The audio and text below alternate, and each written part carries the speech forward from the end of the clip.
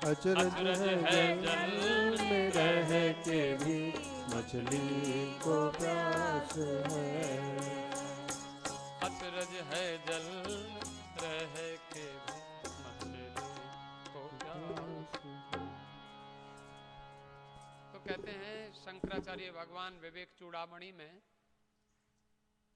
तो कहते हैं देखिए, देहेन्द्रियादा वसति भ्रमोदिताम विद्वान हंताम न जहाति यावत तावन न तस्यास्ति विमुक्ति वार्ता प्यस्त्वेष वेदांत नयांतदर्शी। गुरु के बिना ज्ञान नहीं होता। उसका कारण आप देखो, हम लोग कहते हैं हम पुस्तक पढ़ते हैं। एक हमारा पुस्तक पढ़ने की क्या चीज है? कई लोग पढ़ते हैं, हमने कहा क्या क्या पढ़ते हो? बोले पुस्तक पढ़ते हैं। क्या पुस्तक पढ़ते हो? बोले उपन्यास पढ़ते हैं हिंदुस्तान में। तो हमने कहा उपन्यास नहीं पढ़ने की चीज है, पढ़ने की चीज है उपनिषद। उपनिषद, उपनिषद क्या है? उप माने समीप और निषद माने बैठना। उपनिषद आपको परमात्मा के पास बिठा देता है। पढ़िए तो सही। सदलरी गत्यव साधनेसु, आप उपनिषद नहीं पढ़ेंगे तो आपकी जो सदलरी का मतलब है अवसाद। अवसाद का आप अंग्रेजी में कहते हैं डिप्रेशन। जो आप डिप्रेशन होते हैं, डिप्रेशन रहित जो करने वाली चीज है वो है उपनिषद। कल मेरे पास एक माता जी आई और उन्होंने अपनी डिप्रेशन की कथा मुझे सुनाई 1 घंटा। मैंने उनको कहा कि माता जी आप इसके लिए कुछ किया करो। बोले मैं क्या करूं? मैं मेडिटेशन करती हूं। हमने कहा बताओ कैसे करते हो? उन्होंने मेडिटेशन की प्रोसेस सब समझाई मुझे 1 घंटा, लेकिन मैंने 2 मिनट उनको मेडिटेशन की प्रोसेस बताई। मैंने कहा तुम ये करो। उनकी समझ में आया। हमारे शास्त्र में, वेद में मेडिटेशन की जो प्रोसेस बताई है, आत्मनः आकाश संभूत आकाशाद वायु वायोरग्नि अग्निरापः अद्भ्य पृथ्वी, ये वेद मंत्र है। सृष्टि कैसे होती है? अरे भाई आप सृष्टि में बैठे हो तो कम से कम समझो कि सृष्टि कैसे होती है, प्रलय कैसे होता है। आपको परमात्मा से मिलना है तो कहते हैं शास्त्र क्या करता है? बोले शास्त्र वो डस्टर का काम करता है। डस्टर जानते हैं? डस्ट को मिटाने वाला। जैसे ब्लैक बोर्ड पर हम लोग लिखते हैं तो डस्टर होता है। हमने अपने जीवन की कॉपी पर जो व्यर्थ की चीजें लिख ली हैं उनको मिटाता है शास्त्र। शास्त्र की डेफिनेशन है शास्त्रम शासनाद शंसनाद वा। शास्त्र शासन करता है और शंसन करता है। शंसन माने शासन तो करता है, ये करो ये ना करो, वो शास्त्र करता है। और गुरुजी भी अगर कहते हैं ये करो ये ना करो, उधर जाओ उधर मत जाओ, तो शास्त्र से ही कहते हैं। और शंसन क्या है? सत्य क्या है, असत्य क्या है, इसी को शंसन कहते हैं। सत्य और असत्य का बोध कराना ये शास्त्र करता है। तो शास्त्र ने, मैंने आपको बताया, जो सबसे बड़ा शास्त्र संसार में हो सकता है। आप जरा देखो मेडिटेशन की प्रोसेस सबसे बढ़िया मैं सुनाई देता हूं आपको। संसार कैसे बना है? आप डस्टिंग करो, इसको मिटाओ। जो जो व्यर्थ की कलाकारी हमने अपने जीवन में की है, हम जो व्यर्थ में बन गए हैं, हम क्या बन गए हैं? अन्नमय कोश को कहा नेति, प्राणमय कोश को कहा नेति, और मन ही ब्रह्म है उसने सोचा शिष्य ने। ध्यान देना, जरा लिंक करना एक दूसरे की। मैं जो कथा आपको सुना रहा था वेद की कथा, अन्न ब्रह्म है, बोले नहीं है। गुरुजी ने कहा नेति, यही नेति नेति, वेद नेति नेति करते हैं। नेति नेति का मतलब आपके विषय में करते हैं नेति नेति। अन्न ब्रह्म नहीं है, अन्नमय को शरीर ब्रह्म नहीं है।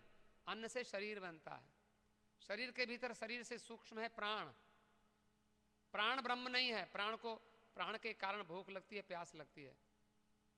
भूख और प्यास प्राण के धर्म है, मेरे धर्म नहीं, मैं आत्मा हूं। तो शरीर मैं नहीं, प्राण मैं नहीं।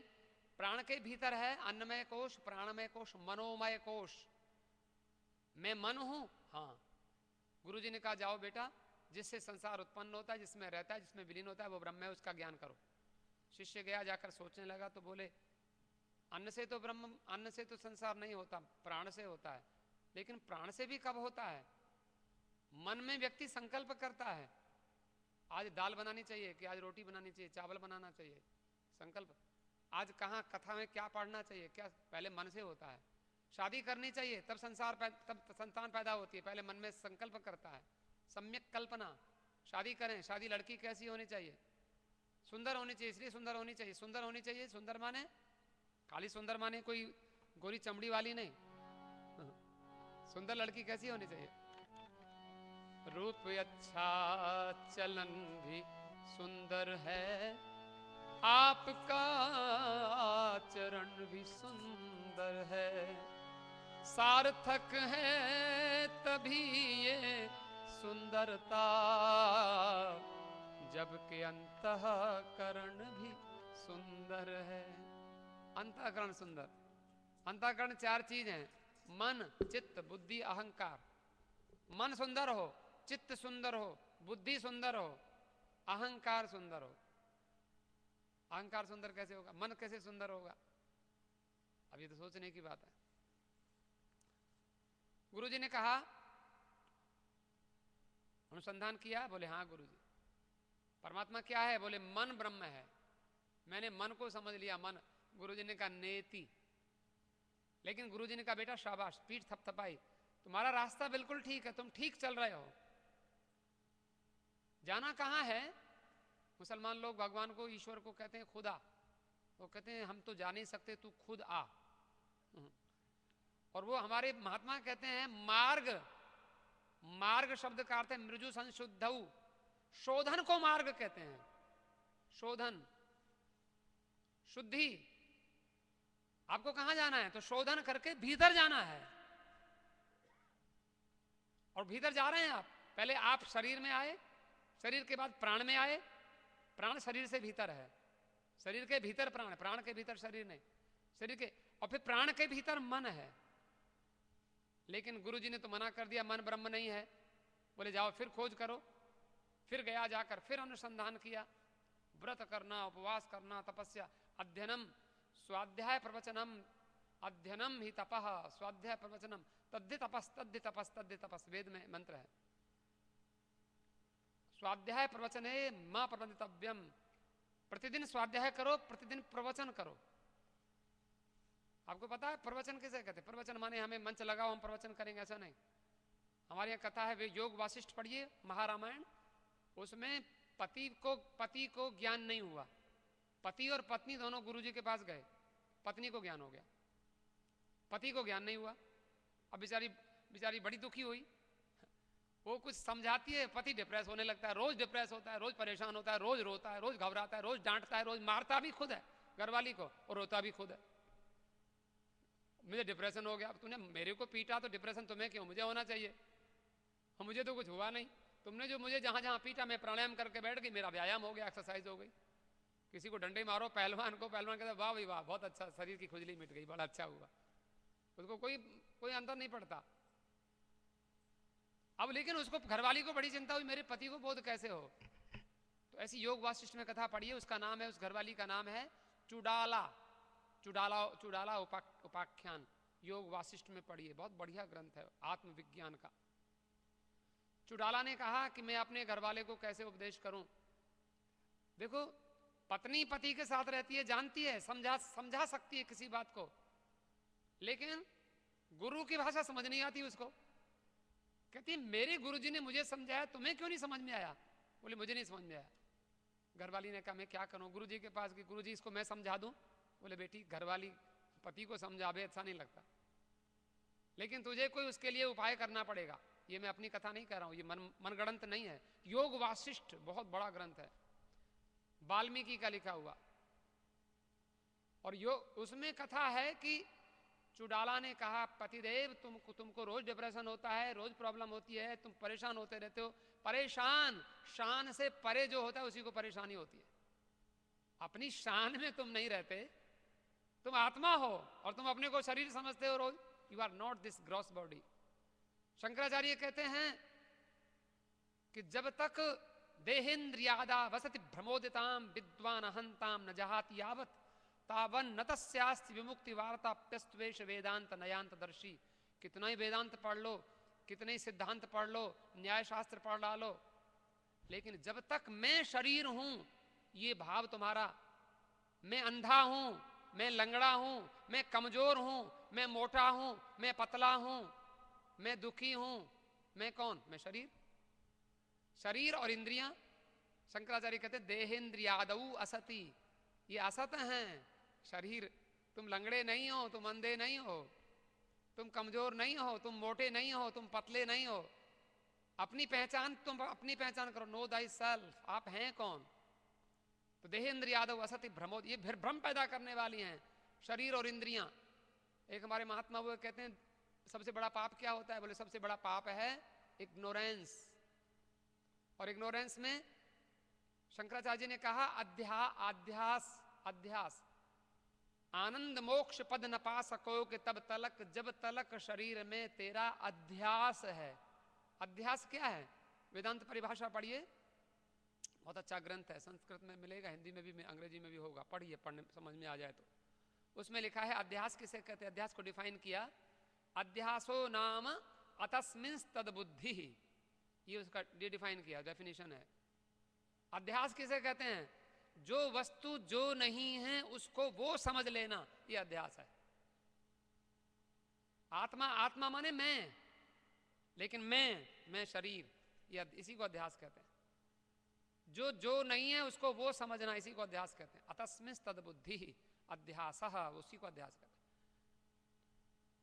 तो महात्मा कहते हैं देह को मैं मानना सबसे बड़ा यह पाप है, सब पाप इसके पुत्र हैं, यह पाप सबका बाप है। मैं शरीर हूं ऐसा सोचकर जब चलोगे तो मेरे लिए ऐसा कहा तुमने, लड़ाई करो, रोजाना झगड़ा करो। ये सबसे बड़ा पाप यही है, मैं शरीर हूं। देहेन्द्रियादौ असति भ्रमोद विद्वान अहंतान जहाति तावन न सस्यास्ति विमुक्ति वार्ता प्यस्त्वेष वेदांत नयांत दर्शी। शंकराचार्य जी, विवेक चूड़ामणि।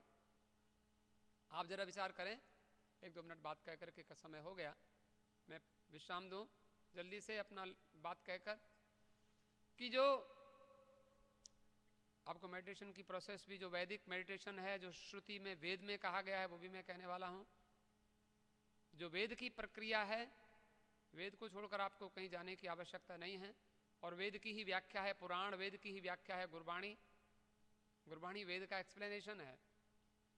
आप जरा देखो, वही व्याख्या, जो बात वेद में कही गई वही बात दूसरे शब्दों में, दूसरी वाणी में, तो गुरुओं ने वही समझाई। तो क्या हुआ? आत्मा से आकाश की उत्पत्ति, आकाश से वायु की उत्पत्ति, वायु से अग्नि की उत्पत्ति, अग्नि से जल की उत्पत्ति, जल से पृथ्वी की उत्पत्ति। और आपके शरीर में यही तो सब कुछ है। आप जाओ नीचे से, पैरों से लेकर टांगों में पृथ्वी अंश, टांगों के ऊपर नाभि के नीचे जल, और नाभि में अग्नि। साइंटिस्ट से भी मालूम कर लो पैनक्रियाज कहाँ है, अग्न्याशय बोलते हैं उसको, पैनक्रियाज को, नाभि के पास ही है वो। पृथ्वी, जल, अग्नि, अग्नि के ऊपर फिर वायु, वायु का सबसे बड़ा स्थान है प्राण, प्राण में तो जा रही है हवा। वायु के ऊपर आकाश, आकाश में ही वायु रह सकती है। आकाश के ऊपर महत्तत्व, माने फिर आगे और आपको झंझट ना डालें, परमात्मा। वेद का मंत्र है आकाश से आत्मा, आकाश, आत्मा से आकाश पैदा हुआ, आकाश से वायु पैदा हुई, वायु से अग्नि पैदा हुई, अग्नि से जल पैदा हुआ, और जल से पृथ्वी पैदा हुई। ये प्रोसेस है। आप बैठो, आप लीन करो उसको, पृथ्वी को जल में, जल को अग्नि में, अग्नि को आकाश में, आकाश को वायु में, और वायु को फिर वायु को आकाश में, और आकाश को आत्मा में। ये लीन करना, इसी को मेडिटेशन कहते हैं। आप करके देखो, 1 मिनट, 2 मिनट, 10 मिनट, 1 घंटा जरा बैठो। तो गुरुजी ने कहा बेटा शरीर ब्रह्म नहीं है, नेति। तो प्राण ब्रह्म नहीं है, नेति। मन ब्रह्म नहीं है। फिर विचार करने गया, जाकर सोचा कि ओहो प्रज्ञानम ब्रह्म, प्रज्ञान कहते हैं इंटेलेक्ट, बुद्धि को। तो बुद्धि ब्रह्म है, क्योंकि बुद्धि जैसे कहती है मन वैसे करता है। बुद्धिमान लोग कहते हैं वहां जाना है, वो खाना है, नहीं खाना, क्योंकि डायबिटीज हो जाएगी, मीठा वो रसगुल्ला नहीं खाना। वो बुद्धि कहती है ना, वहां जाना है, बोले वहां नहीं जाना, कथा में जाना है, वहां कुछ विचार मिलेगा। तो बुद्धि शरीर से सूक्ष्म है प्राण, प्राण से